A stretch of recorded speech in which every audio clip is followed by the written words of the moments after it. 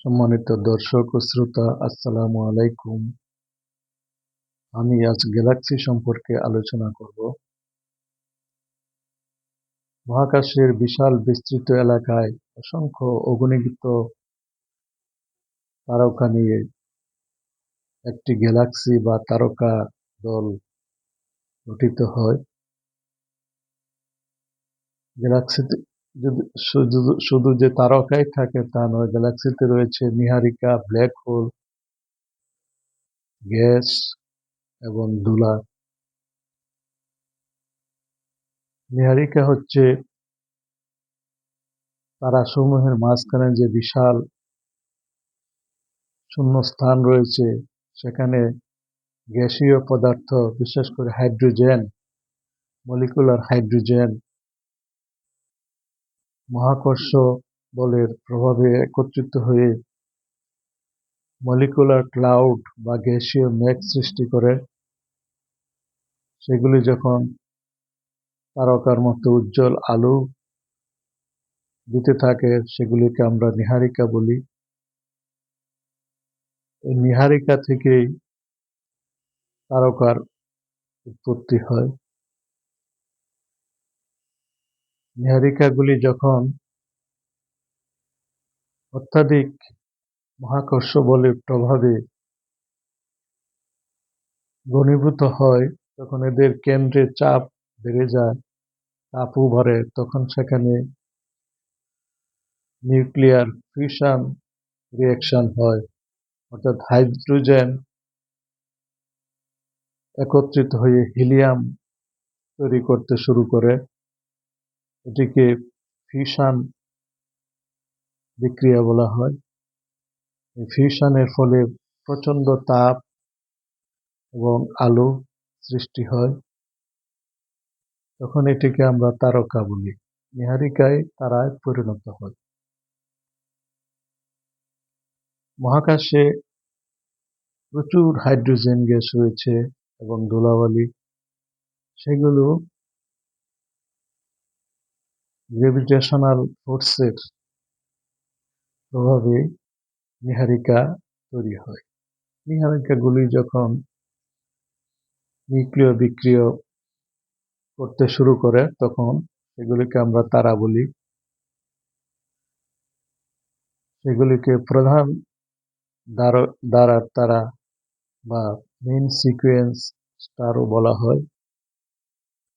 যেমন সূর্য একটি main sequence star বা প্রধান ধারার তারা।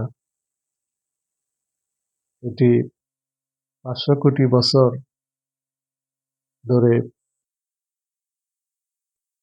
বর্তমান যে অবস্থায় আছে সেভাবেই আকাশে তাপ ও আলোক বিকিরণ করছে। আরো 500 বছর সূর্যের কেন্দ্রে ফিউশন প্রক্রিয়া চলতে থাকবে এবং আরো 500 কোটি বছর সূর্য এই ধারায় মহাকাশে অবস্থান করবে। তো আমরা পৃথিবীতে যে বার্নিং প্রক্রিয়া বা জ্বালানি প্রক্রিয়া দেখি, সেটার তাপমাত্রা খুবই কম। এখানে কোনো ফিউশন অথবা ফিউশন রিঅ্যাকশন হয় না। এটা একটি কেমিক্যাল রিঅ্যাকশন। যেমন আমরা কয়লা, কাগজ বা কাঠ পোড়াইলে, গ্যাস পোড়াইলে যে তাপ উৎপন্ন হয়, সেটা একটা অক্সাইডেশন প্রক্রিয়া। অক্সিজেন যখন জ্বালানি বস্তুর সংস্পর্শে আসে, তখনই বার্নিং প্রসেস হয়, যাকে আমরা কম্বিশনও বলি। যেমন পানিকে আমরা যদি তাপ দিই, তখন সেটি 100 ডিগ্রি সেন্টিগ্রেড তাপমাত্রায় ফুটতে থাকে। তবে সাধারণ গৃহস্থলী বা রান্না করতে গেলে 100 ডিগ্রি সেন্টিগ্রেড তাপমাত্রা পর্যন্ত আমরা সাধারণত বার্নিং প্রক্রিয়ায় সেই তাপটা পাই। কিন্তু যখন আমরা কোনো শক্ত ধাতব পদার্থকে গলাইতে যাই, যেমন আয়রন, লৌহকে যখন আমরা গলাইতে যাই বা স্টিল তৈরি করতে চাই, তখন সেখানে প্রচুর তাপমাত্রার প্রয়োজন হয়। সেগুলি সাধারণত সেই তাপ উৎপন্ন হয় না, সেটা সাধারণত বৈদ্যুতিক চুল্লিতে এই তাপ উৎপন্ন হয়। সেখানকার তাপমাত্রা প্রায় ১,৫০০ থেকে ২,০০০ ডিগ্রি সেন্টিগ্রেড প্রয়োজন হয়। এছাড়া বৈদ্যুতিক চুল্লি